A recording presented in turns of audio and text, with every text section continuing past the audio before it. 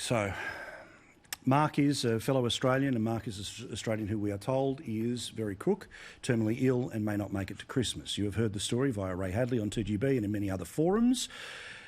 And you heard Mark's dad on with Peter Credlin, who has been doing some work behind the scenes as well here.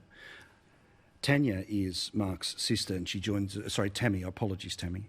Joins us now via Skype. Firstly and most importantly, how are you going right now? Honestly, the last 2 days have been the biggest shock. We went from being nobodies to being so heard that I don't know how I feel. It's astounding. It's amazing. Now, you're taking care of Mark's kids right now?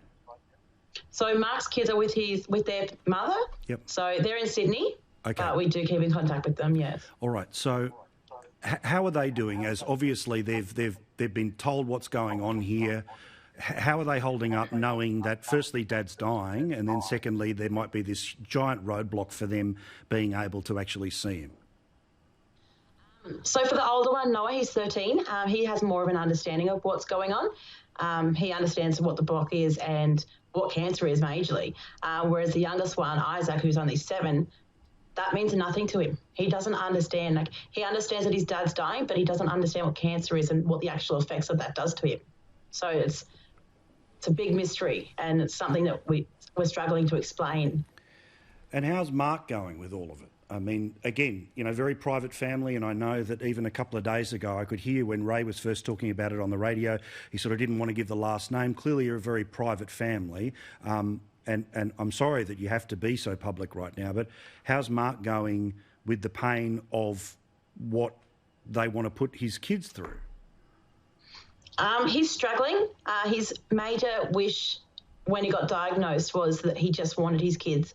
And since the day he got diagnosed, we've been fighting, and we just weren't getting heard. So I think that made it a lot worse because it didn't look like anything was going to happen. It was the impossible. But we're starting to get a voice, and it's reassuring. And so let's imagine that, as Mark's dad was talking about before, that there might be this situation about, you know, if we get them through PPE and all of this. Now, look, who knows about that? But let's talk about hotel quarantine, because if sanity prevails and all 4 kids, yourself, Dad, other people can go, it's a very big chunk of change to actually pay to go through hotel quarantine. You're not cashed up like the AFL. You're not a movie company. Put simply, you wouldn't have $20,000, $30,000 to pay to get through this, would you?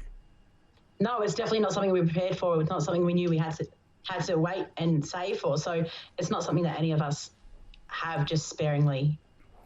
And the truth is, if you get the exemption, if they say everyone can come over, hotel quarantine is the must, and you have to pay for that up front. So here's where people watching us can help. There's a GoFundMe page which is opened tonight. The aim is $30,000, and that will pay to get everyone through hotel quarantine that needs to get through hotel quarantine. I will do the pleading on your behalf, which is, if anyone is watching right now, you need to help this family.